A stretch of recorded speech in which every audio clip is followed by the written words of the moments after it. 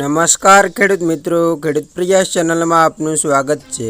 આજે તારીખ 14 મે 2024 સવારના મહત્વના હવામાન સમાચાર ચેનલમાં નવા આવો તો સબસ્ક્રાઇબ કરી લેજો।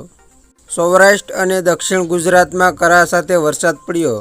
વલસાડ અને ભાવનગરના સિહોર સહિતના તાલુકાઓમાં કમોસમી વરસાદથી પાકને નુકસાનનો ભય, હજુ 3 દિવસની આગાહી। ભર ઉનાળે રાજ્યમાં હવામાન વિભાગે વરસાદની આગાહી કરી છે, ત્યારે વલસાડ જિલ્લા અને ભાવનગર જિલ્લામાં વાતાવરણમાં પલટો જોવા મળ્યો હતો।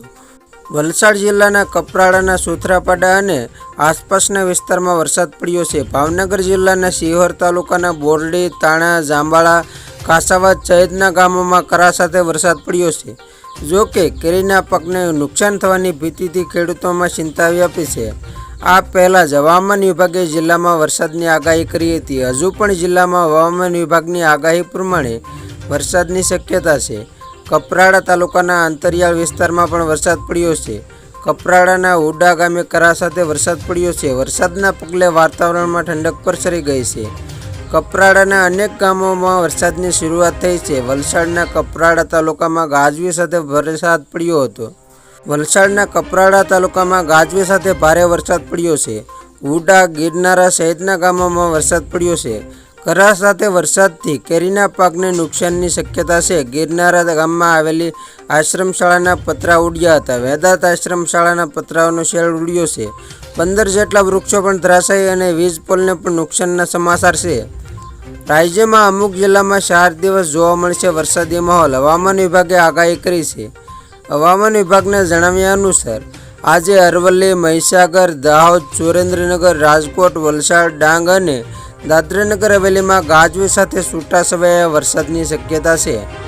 15મી તારીખે અમદાવાદ, આણંદ, સુરેન્દ્રનગર, રાજકોટ, બોટાદ, અમરેલી, ગીર સોમનાથ, ભાવનગર, ભરૂચ અને સુરતમાં અમુક સ્થળોમાં ગાજવી સાથે છૂટાછવાયા વરસાદની આગાહી છે। 16 મેના રોજ બનાસકાંઠા, ગીર સોમનાથમાં ગાજવી સાથે છૂટાછવાયા વરસાદની આગાહી કરવામાં આવી છે। 16 મેએ માત્ર બનાસકાંઠામાં ગાજવી સાથે વરસાદની આગાહી છે। પવનની ગતિ 5 થી 10 કિલોમીટર પ્રતિ કલાકે ફૂંકાઈ શકે છે। ઉત્તર પશ્ચિમ મધ્ય પ્રદેશમાં સાયક્લોનિક સર્ક્યુલેશન સક્રિય થવાને કારણે વરસાદી માહોલ જોવા મળશે।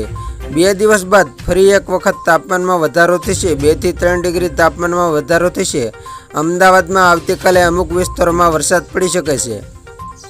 રાજ્યમાં ભર ઉનાળે આગાહી પ્રમાણે જ હવામાનમાં પલટો આવ્યો છે। ગઈકાલથી શરૂ થયેલા માવઠાનો સિલસિલો આજે પણ જોવા મળી રહ્યો છે।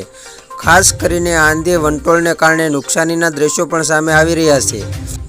અરવલ્લી, સાબરકાંઠા, ભાવનગર, વલસાડમાં વરસાદ પડ્યો હતો। ક્યાંક કરા તો ક્યાંક ભારે પવન સાથે વરસાદ પડ્યો હતો। તો ખેડૂત મિત્રો, આ હતા સવારના મહત્વના હવામાન સમાચાર। ફરી વખત મળીશું નવી અપડેટ સાથે। ત્યાં સુધી જોતા રહેજો ખેડૂત પ્રયાસ યુટ્યુબ ચેનલ।